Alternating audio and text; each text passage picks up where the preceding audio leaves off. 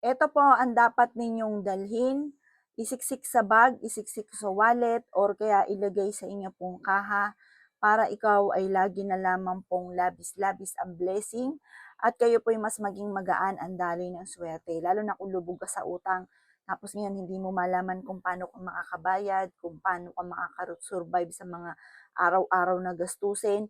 Ito po kailangan meron kang ganito. Makakatulong po ito upang sa ganon kayo po ay mas maging magaan yung daloy ng swerte lalo na sa pinansyal.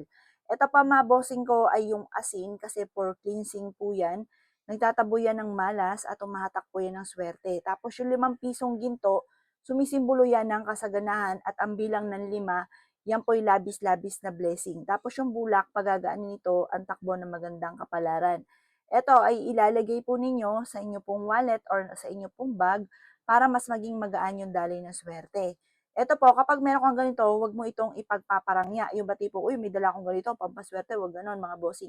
Kasi may mga tao na hindi ka pa sinuswerte, nakakainggitan ka na. Tapos kukontrahin nila yan kasi iniisip nila, baka ikaw po ay madaig mo sila, may mga ganong mga pananaw may ganong kaisipan Kaya dapat kapag meron kang mga ganito, isisikreto nyo lamang at wag nyo itong ipagsasabi kahit kanino.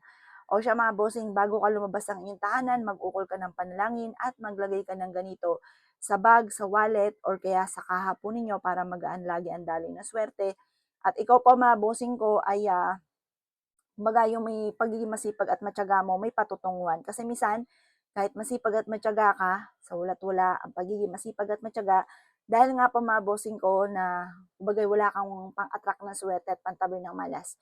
Kapag may mga dumarating na kamalasan, ay tanggap ka lang ng tanggap kasi wala kang proteksyon. Kaya dapat meron kang proteksyon kagaya nitong aking pinapakitang ito. Ang gold mga bossing ko ng 5 piso, swerte po yan. Tapos yung 5 mga bossing ko, ang 5 labis-labis na blessing. Tapos yung gold nga po ay sumisimbolo ng kasaganahan. Kaya sa mga barya, eto panalo kayo dito kasi yung 5 swerteng numero po yan, labis-labis na blessing. Tapos gold pa po siya mga bossing.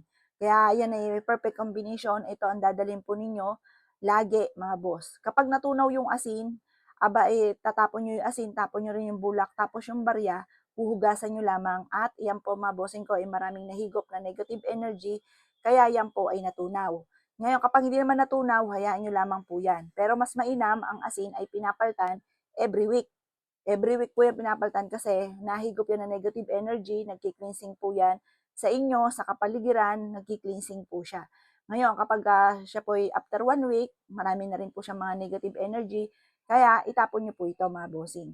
Ngayon, mga bossing, kung ayaw nyo naman, ay pwede rin naman, pero kung gusto nyo ng talagang grabing blessing at nais po ninyo na maalis kaagad ang mga kamalasan, ganun po ang gawin po ninyo. O siya mga boss ha, good luck po sa